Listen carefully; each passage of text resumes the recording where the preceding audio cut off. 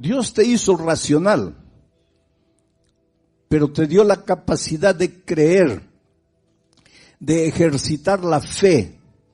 Fe es confiar. El problema es que nosotros los seres humanos confiamos en cualquiera, menos en Dios.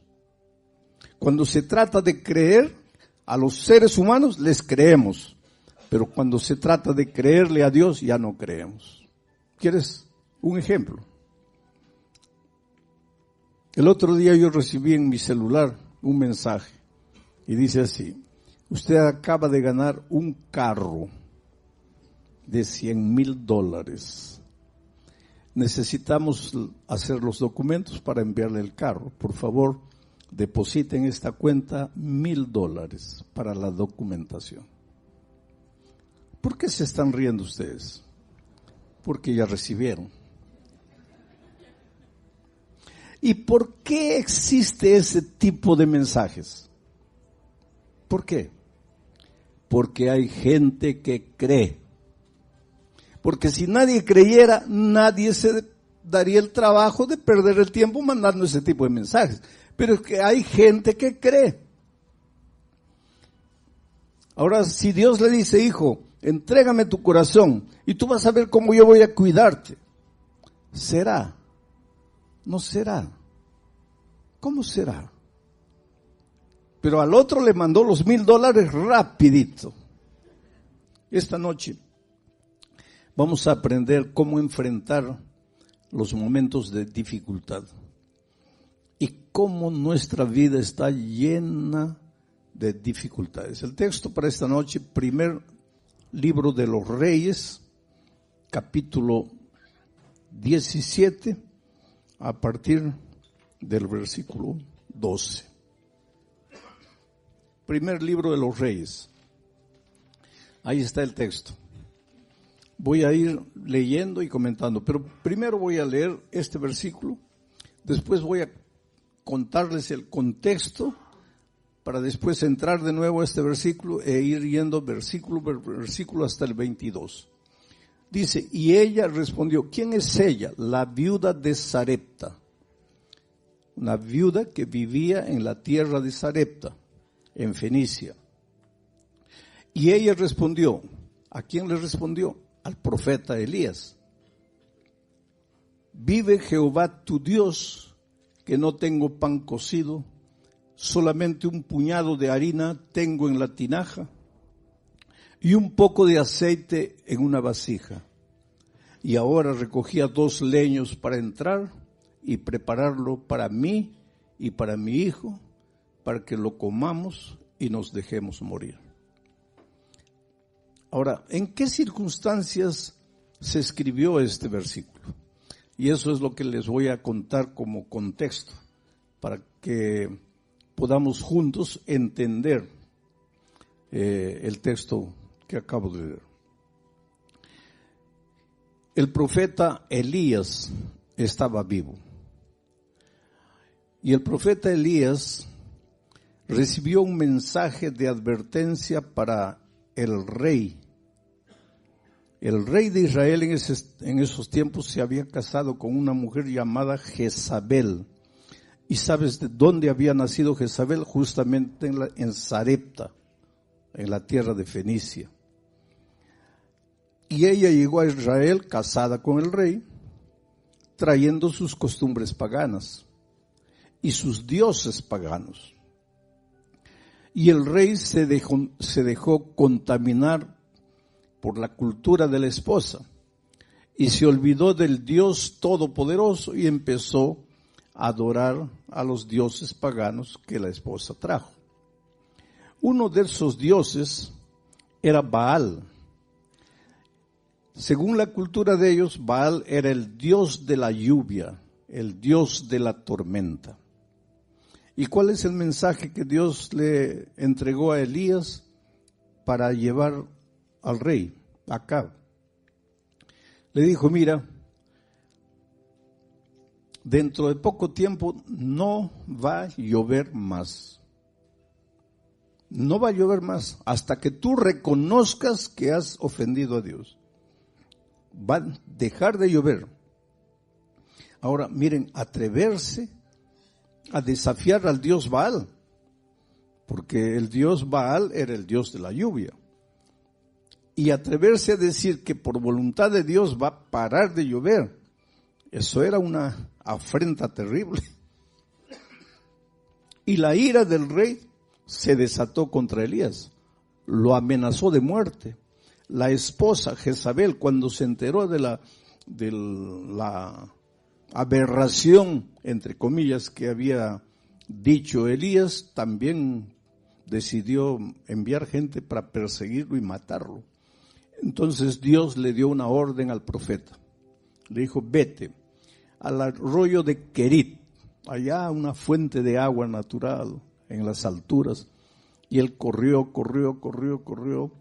mirando atrás para ver si ya lo alcanzaban los perseguidores. Y finalmente llegó al arroyo de Querit y se quedó allí. Ahí tenía agua, en el arroyo había agua. Dejó de llover en la tierra de Israel, pero ahí en el arroyo había agua. Y la historia bíblica, los versículos anteriores al 12, nos cuentan que ahí en el arroyo no tenía que comer, tenía que beber, pero no tenía que comer. Y que Dios le mandó cuervos, y que los cuervos le traían comida todos los días. Le dejaban la comida y se iban. Al día siguiente los cuervos volvían trayéndole comida y se iban. Hay un teólogo alemán famoso que tiene una teoría. Tiene la teoría de la desmitologización de la Biblia. ¿Qué es esta teoría? Él dice, mira, hay que sacarle a la Biblia, hay que sacar de la Biblia todo lo que parece mito. De ahí viene la palabra desmitologización. Hay que sacar de la Biblia todo lo que parece mito. ¿Y por qué este teólogo dice eso? Dice, porque con estas historias de que un cuervo vino trayéndole la comida al profeta, la gente simple va a creer, pero la gente sofisticada, culta, inteligente, racional, nunca va a creer en estas tonterías. Que Moisés levantó la vara y el mar se abrió y el pueblo pasó, y una vez que el pueblo pasó vino el enemigo, pero el mar se cerró y el enemigo murió.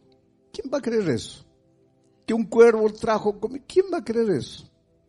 Que Jesús con un poquito de pan y de pez alimentó una multitud de 15,000. ¿Quién va a creer eso?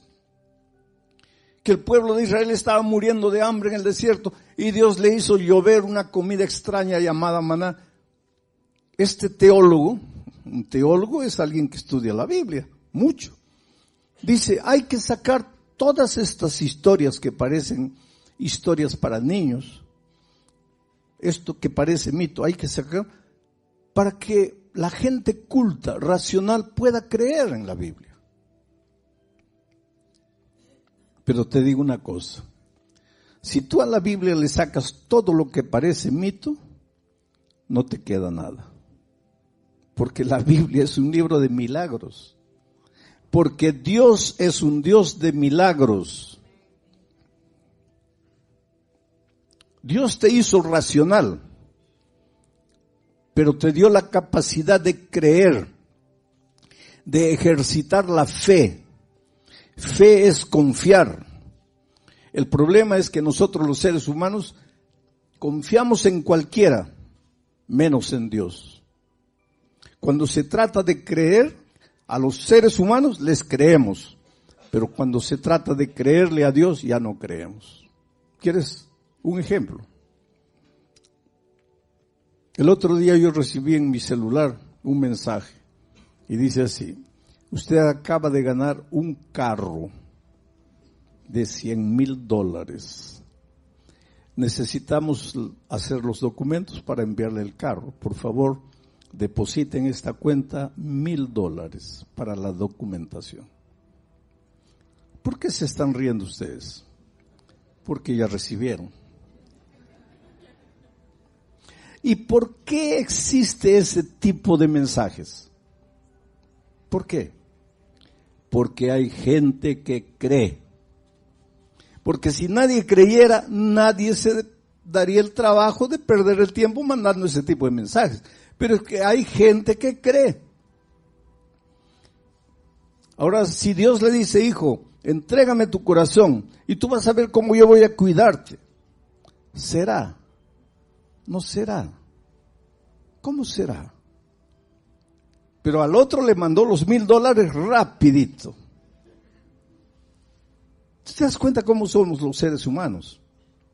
En una ocasión, yo estaba en una campaña evangelística así y el pastor me dice, pastor, converse con una señora porque ella ya estudió la Biblia y la estudió con 5 personas diferentes, 5 cursos bíblicos diferentes, pero no se quiere bautizar. Y dígale, explíquele la razón bíblica del bautismo. Y entonces ella vino a hablar conmigo y llegó quejándose, lamentándose. Me dice, pastor, yo tengo que ser agradecida a Dios. Dios me ha cuidado siempre. La única tragedia de mi vida en realidad es la tragedia que arruinó toda mi vida. Y mi tragedia fue casarme, y voy a usar las palabras de ella, con un mujeriego, borracho, ebrio, golpeador de mujeres. Esa fue mi tragedia. Hoy día estoy sola, abandonada, con los hijos, sin saber qué hacer.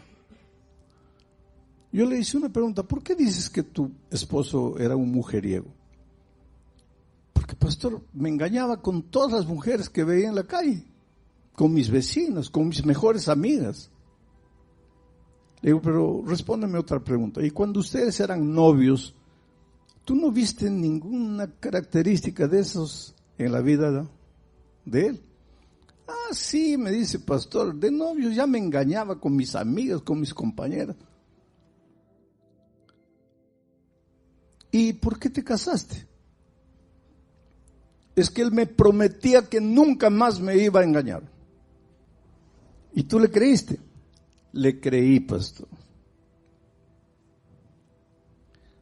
Y le digo, y vamos a cambiar de asunto. ¿Por qué no te bautizas? ¿Sabes lo que me dice? Es que, pastor, yo quisiera bautizarme, pero mis familiares, mis amigos me dicen que me están lavando, haciendo un lavaje cerebral, que me están engañando, que la Biblia ya es un libro antiguo, que eso no es realidad. Me llenan de tantas dudas y yo no sé si creer o no creer. Ahora es interesante, yo no le dije a ella, les estoy diciendo a ustedes. Al mujeriego, borracho, golpeador, en las palabras de ella, le creyó. Y a Dios, no sé si creer, si no creer. Nuestro problema es ese, querido.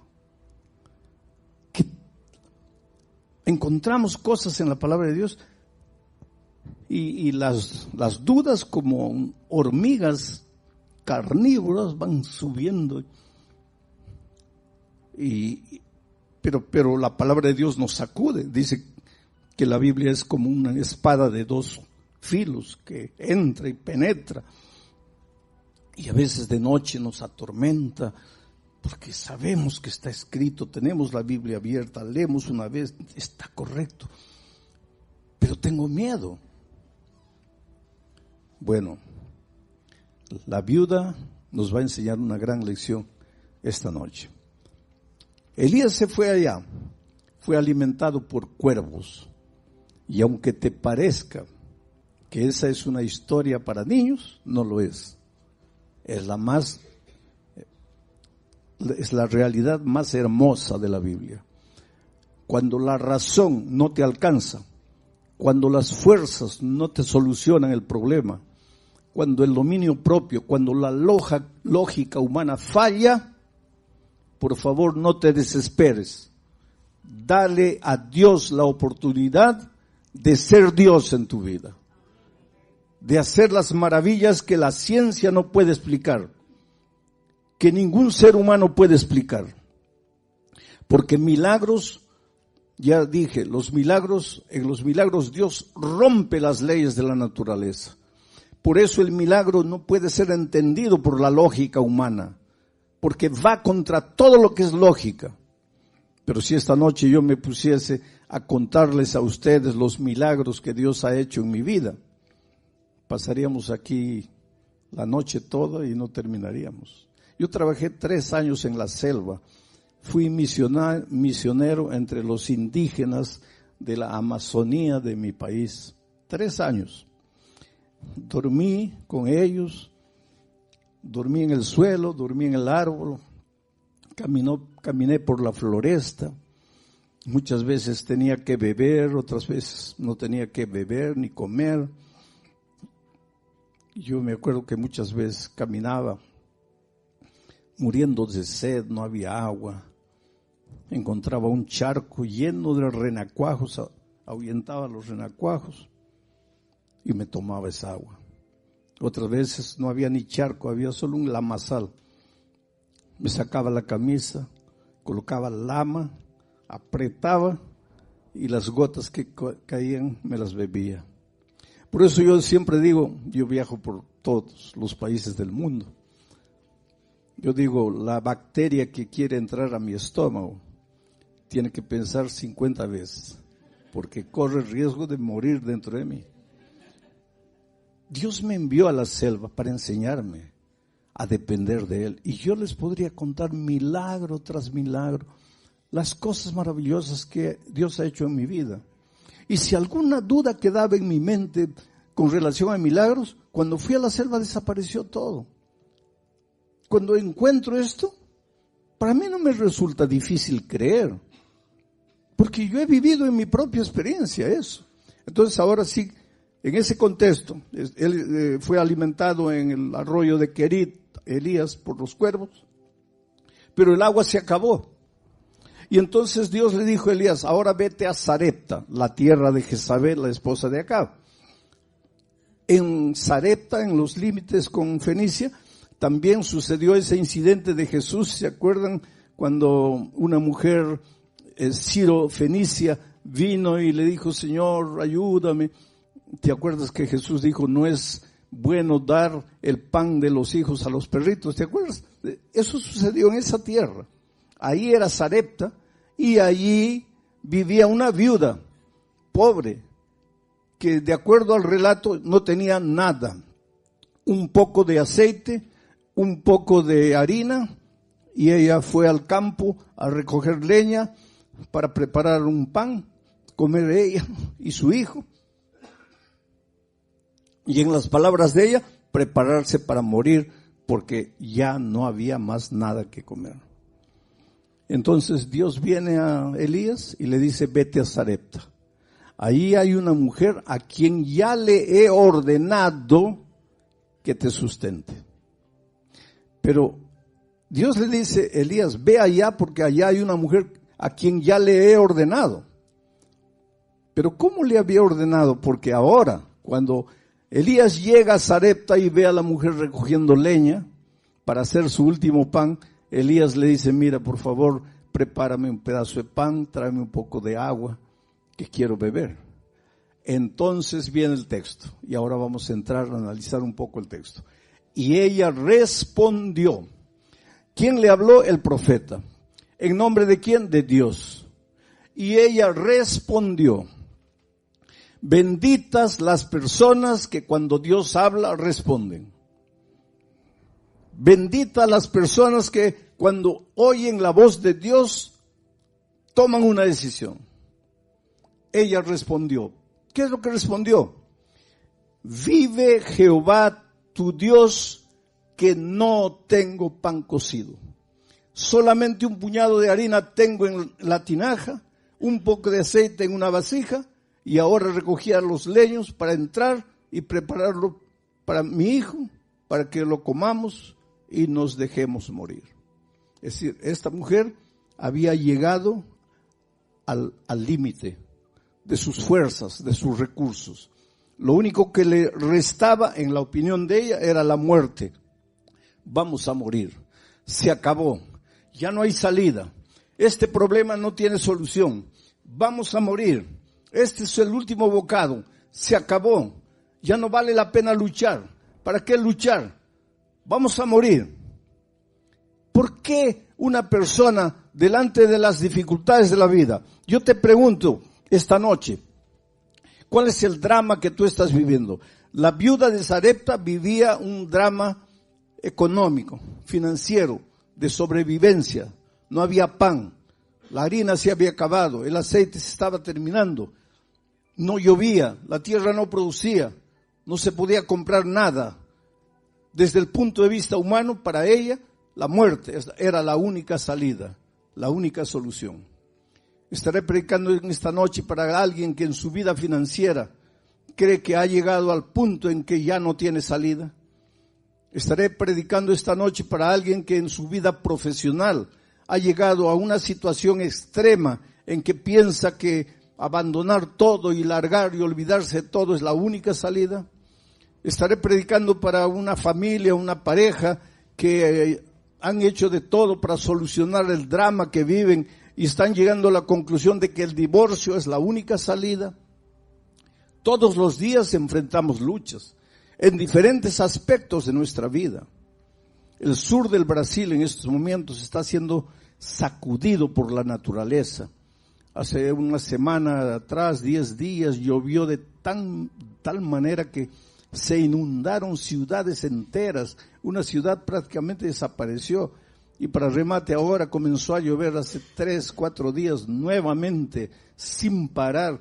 Es prácticamente un diluvio y hay una persona que inclusive clama a Dios y dice: Señor, pero en tu palabra has prometido que nunca más vas a destruir el mundo con agua. ¿Y qué está pasando aquí?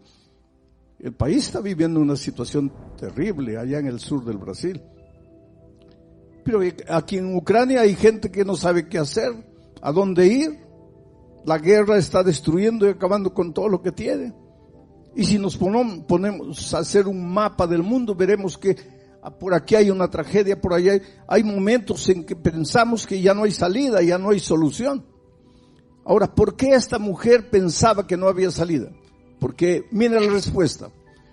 Ella respondió, deja en el versículo anterior, en el versículo 2. Y ella respondió: ¿vive Jehová tu Dios? Ahí estaba el problema. Vive Jehová tu Dios. Esta mujer creía en Dios, pero no era su Dios, era el Dios de Elías. Y te digo una cosa, querido, mi Dios no te sirve a ti. Pero no es el mismo Dios, sí, es el mismo Dios. Pero para mí es el mío. Pero tú nunca te apoderaste de Dios. Tú nunca te tomaste de sus promesas. Tú nunca le abriste el corazón. Tú nunca le entregaste el trono de tu corazón. Es el Dios de la iglesia. Es el Dios de los otros. Pero no es tu Dios.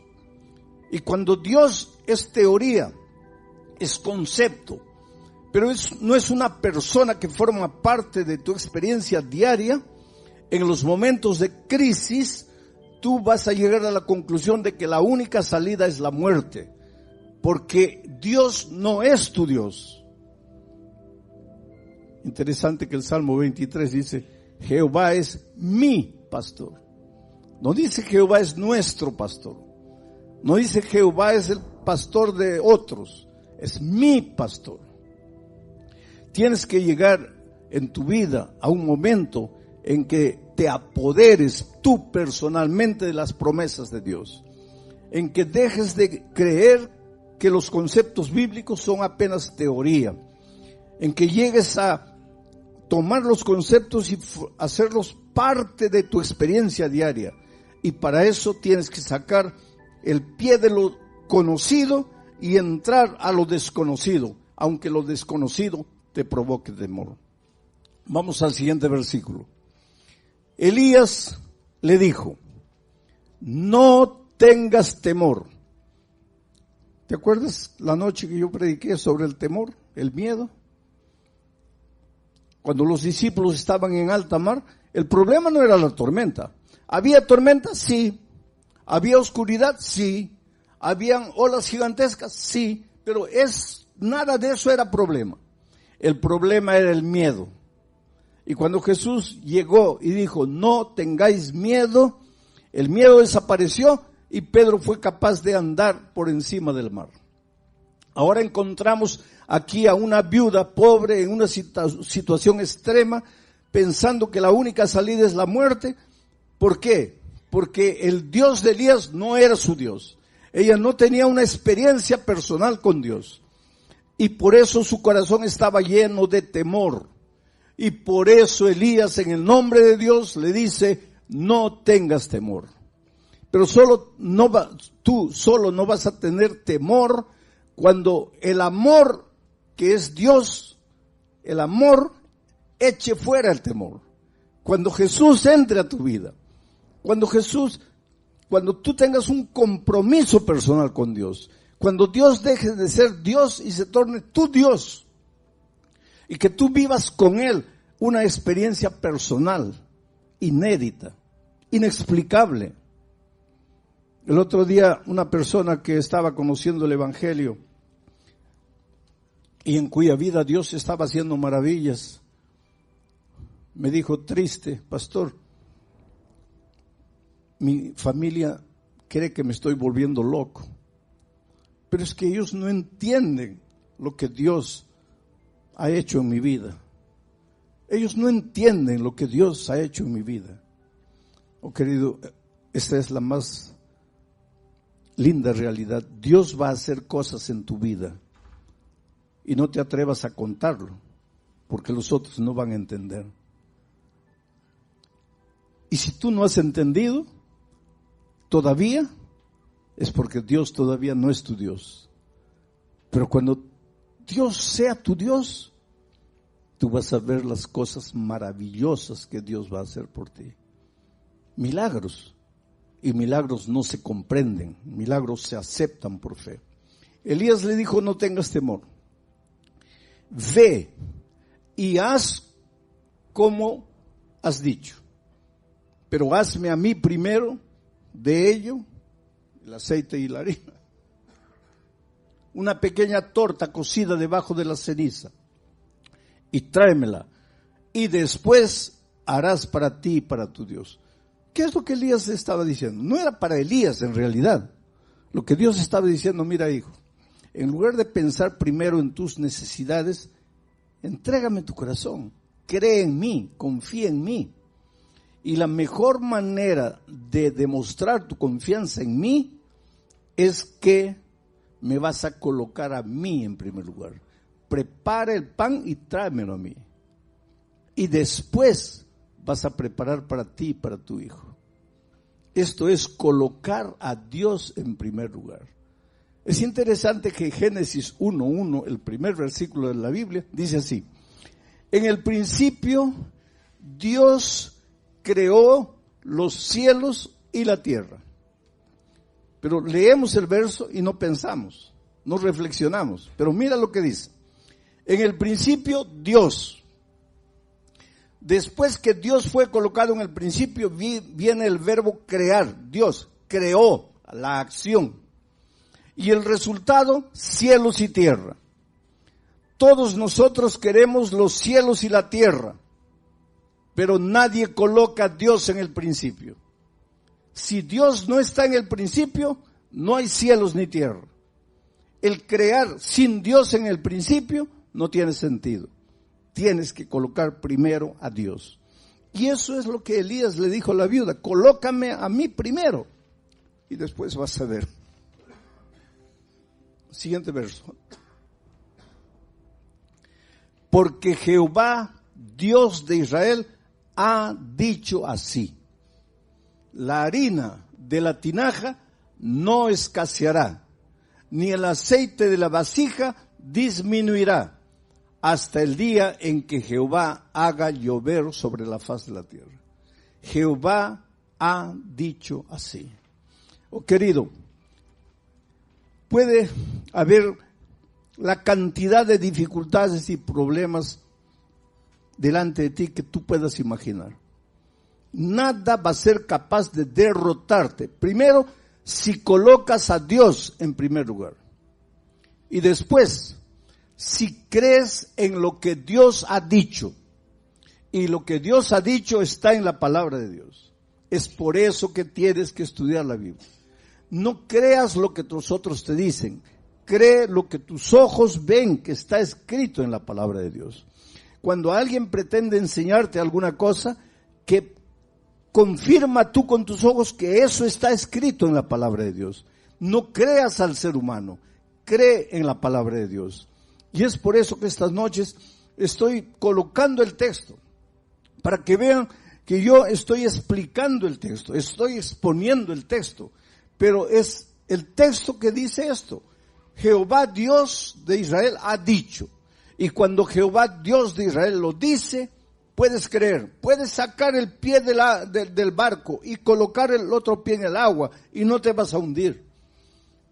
Avanza sin miedo, porque Jehová, el Dios creador de los cielos y la tierra, ha dicho.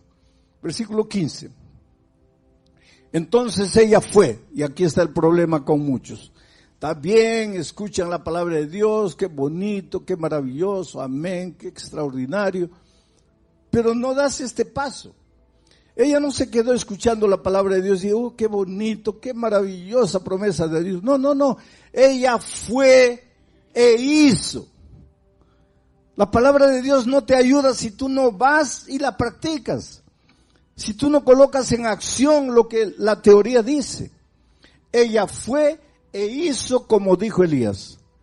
Y comió él, el profeta, y ella y su casa muchos días. Y la harina de la tinaja no escaseó, ni el aceite de la vasija menguó, conforme a la palabra que Jehová Dios había dicho por Elías. 2 veces se repite la palabra de Dios, el dicho de Dios. Y la última parte dice, todo se cumplió conforme a la palabra que Jehová Dios había dicho. Todo se va a cumplir en tu vida, querido, conforme a lo que Dios ha dicho en su palabra. Pero para eso tienes que conocer lo que Dios dice en su palabra. Por eso la necesidad de hablar con Dios. En tu vida devocional hay 3 cosas interesantes, si tú quieres crecer en la experiencia cristiana. Primero, Dios tiene que hablar contigo. ¿Cómo? A través de la palabra. Tienes que estudiar la palabra. En segundo lugar, tú vas a hablarle a Dios. ¿Cómo? A través de la oración. Y en tercer lugar, tú y Dios ahora van a buscar otra persona. Y vas a hablarle del amor de Jesús a esa persona. Cuando haces esas 3 cosas, estudias la Biblia, oras hablando con Dios y buscas otra persona para traerla a Jesús, vas a crecer espiritualmente. La mayoría de los cristianos se limita a estudiar la Biblia y orar, pero no incluyen el tercer elemento de buscar a otra persona para Cristo. Resultado, permanecen enanos espirituales, no crecen, porque la única manera de crecer es a través del ejercicio. Tienes que salir y buscar a otra persona para Cristo. Pero pastor, nadie me va a escuchar. Lógicamente, querido. En este mundo no hay nadie que quiera cambiar de religión. Tú eres adventista. ¿Quieres cambiar de religión? No. Entonces, ¿por qué piensas que el musulmán sí quiere cambiar de religión? ¿O por qué piensas que el luterano quiere cambiar de religión? O el testigo de Jehová, o el católico. Si tú no quieres cambiar de religión, nadie quiere cambiar. Entonces, si tú vas a buscar a las personas, queriendo decirles, tú estás equivocado, mi religión es verdadera, esa no es la manera correcta de testificar del amor de Jesucristo. En el Brasil hay un dicho interesante. ¿Quieres ser mi amigo? No me hables de política, no me hables de fútbol y no me hables de religión. ¿Quieres ser mi amigo?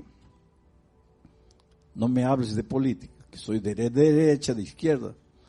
No me hables de fútbol, que soy del Real Madrid, del Barcelona. Y no me hables de religión, que soy de esta o soy de aquella iglesia. Pero entonces, ¿cómo es que traemos a las personas a Cristo? Es la manera más simple. ¿Quién lleva a los jóvenes a las drogas? A ver, dígame, ¿quién los lleva a las drogas? ¿Ah? Los amigos. Los muchachos se meten a las drogas llevados por los amigos. Y el joven que entra al mundo de las drogas, ¿él sabe que la droga lo va a acabar, sí o no? Claro que sabe. En este mundo de tanta información, ¿quién va a decir que entró a la droga y no sabía que la droga lo iba a destruir? Saben. ¿Y por qué entran?